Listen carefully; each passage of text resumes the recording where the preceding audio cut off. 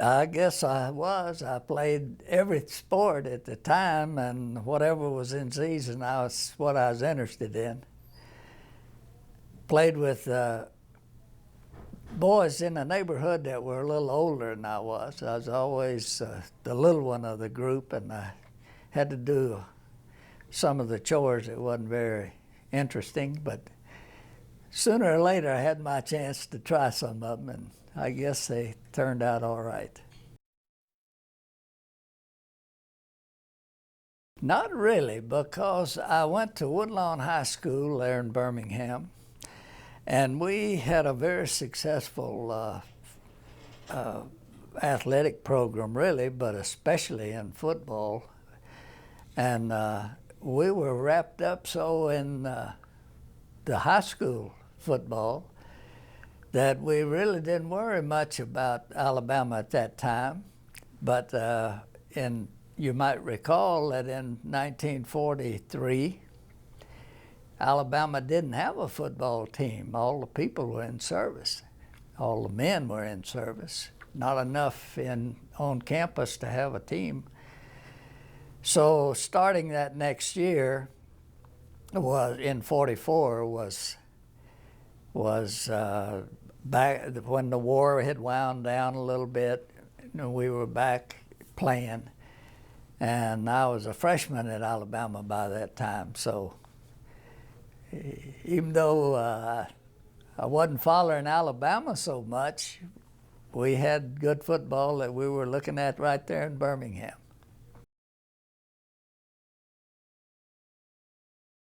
My 4 years at Woodlawn High School was under Malcolm Laney. I was playing football under Malcolm at that time. And we were very successful in high school. And Malcolm went on down to Alabama, and of course that was great incentive for me to follow him. And my mother said many times, says, he looked after you in high school, and I knew he was going to look after you in college. Yes, I wanted to go, and especially after I found out that they were watching me, that made me want to go to college. Of course, for me to go, I would have had to have gone on a scholarship. My father was a carpenter there in Birmingham, and my mother was always afraid I was going to get hurt playing that rough sport, she said. But as soon as she saw that I was going to get to go to school playing football, she thought football was the greatest. I was dating my wife in high school, and so they were afraid that I wouldn't take them up on me going to college to play, that I was too interested in getting married. And so really, even though we married in my freshman year at Alabama, it was all of the negative publicity about would I turn down the right to go to college, the opportunity to go to college. And of course my mother was pretty much involved in that kind of thinking too, that she didn't want anything to interfere with my getting the chance to go to college. But we made all that come out just right.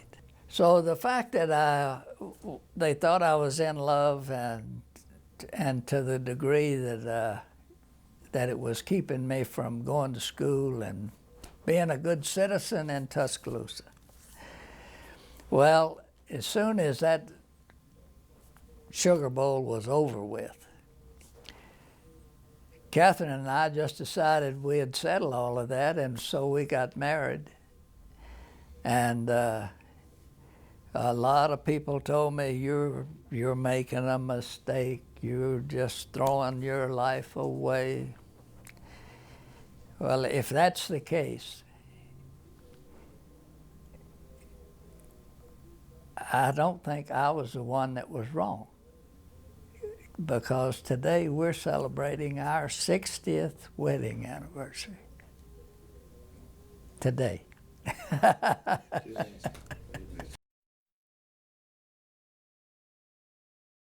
Times were unusual at Alabama when I was being recruited to come down and start school.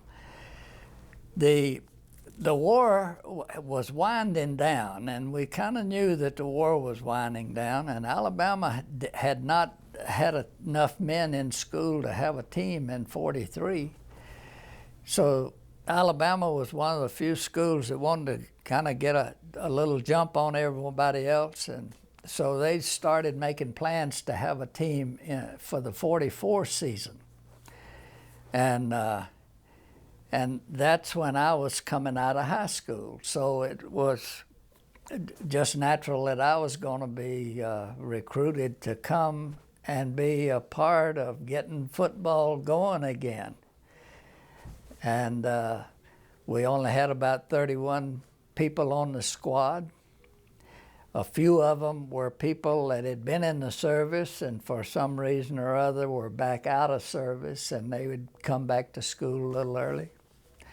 But for the most part, we were just a bunch of true freshmen, and most of them underage to go into service. And we put together a team that came on and did quite well.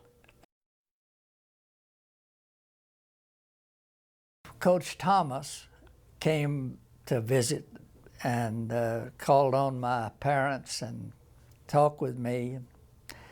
And I was very impressed with him. He was not a pushy type at all.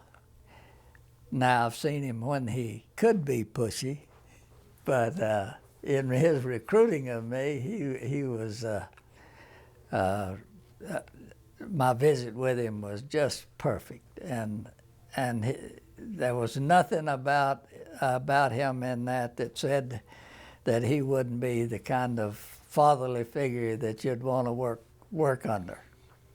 So, and my association with him all the way through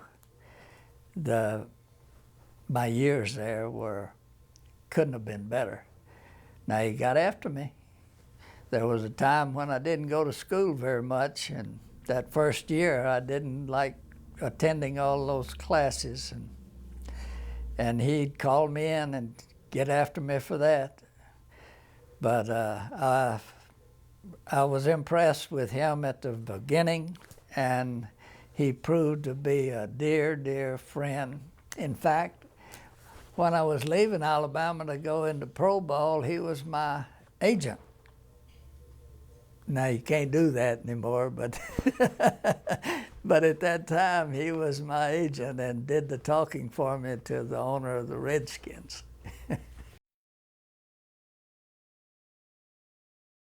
Vaughn Mancha. Vaughn was a little older than the rest of us. And due to an accident when he was a young fella, he had an eye injury.